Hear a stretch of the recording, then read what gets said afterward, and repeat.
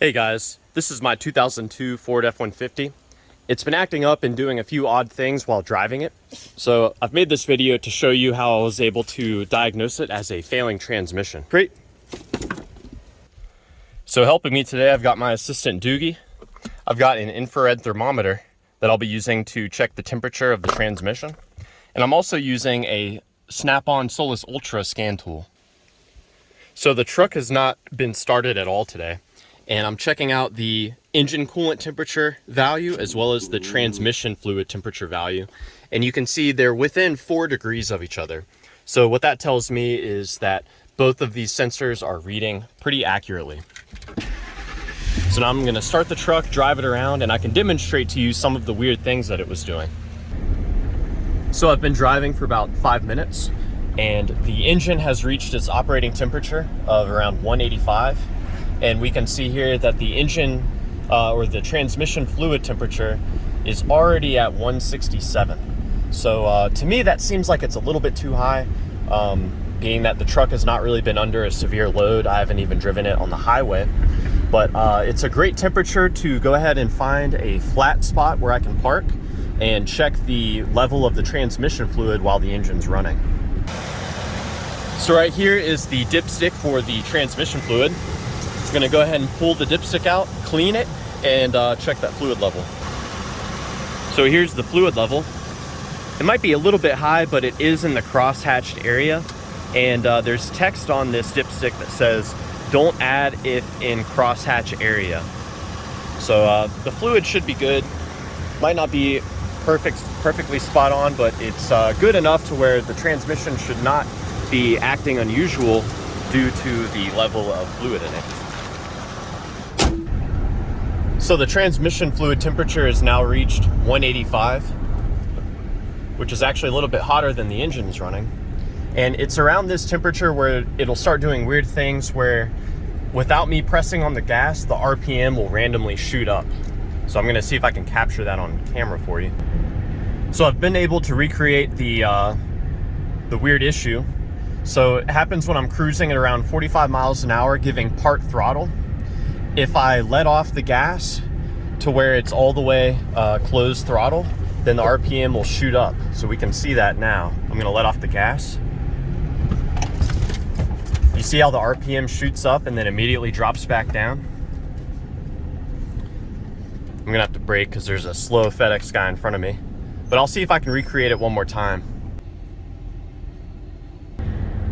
Hey, just wanna show you real quick. Temperature has reached 244.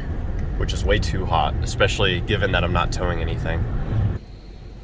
So I don't want to continue driving with the temperature reaching 244 degrees. I wanted to show you the RPM issue where when I let off the gas, it would shoot up the RPM and drop it back down again. I wanted to show that to you one more time. And I also wanted to demonstrate to you if I came to a very quick stop after traveling at around 50 miles an hour, sometimes the engine would shut off. And I believe that's due to the converter being locked and not unlocking quick enough. But what I'm gonna do now is actually check out why it's overheating. I wanna make sure that it actually is. So we can take a look at the 2 cooler lines that carry transmission fluid to the front of the car to the radiator in order for it to be cooled down. So we can see the transmission cooler lines here on the driver's side of the radiator. There's one right here and there's one underneath it. And just touching this with my finger, it's extremely hot. So I believe that the temperature is accurate as measured by the scan tool. You can see this is pulling out a temperature of 212, which is probably a little bit low, considering when I take a temperature of myself with this gun, it only reads around 80, which again is about 10 degrees too low, maybe 15 degrees too low. So let me see if I can get this down. I want to measure and see if there's a difference between the 2 lines. So I found a way to get the gun down here. We're going to take a measurement of the lower line and see what that gives us. So this one is only reading 157. And when I feel it with my fingers, it is much cooler. So what that tells me is the temperature is dropping, so the transmission cooler is operating. It is cooling the transmission down a little bit, although the transmission is still too hot. I'm going to take a temperature measurement of the bottom of the transmission itself, just to check it out. So yeah, that's 225. So I do suspect that the transmission is indeed overheating. I think the scan tool is accurate. And I believe it's overheating because it's slipping. Something slipping in the transmission, that extra friction, is pretty much the #1 cause of your transmission overheating, especially if you're not towing anything or have a heavy payload in the back of your truck. So my transmission is overheating. One other thing I want to show you real quick. Let's take a trip back to where the transmission is. So what I want to show you is a connector that's here on the passenger side of the transmission. And it's a connector that provides power to the shifting solenoids. So I've got it disconnected here. I initially checked this out because I wanted to make sure that there wasn't any corrosion on this connector. But when I disconnected it, I see it's completely saturated in transmission fluid. And this should not be getting transmission fluid on it. So basically there's a harness that's inside of this transmission that connects all of the different solenoids and also that temperature sensor. And that harness has been compromised. Evidently transmission fluid has been leaking inside of that harness.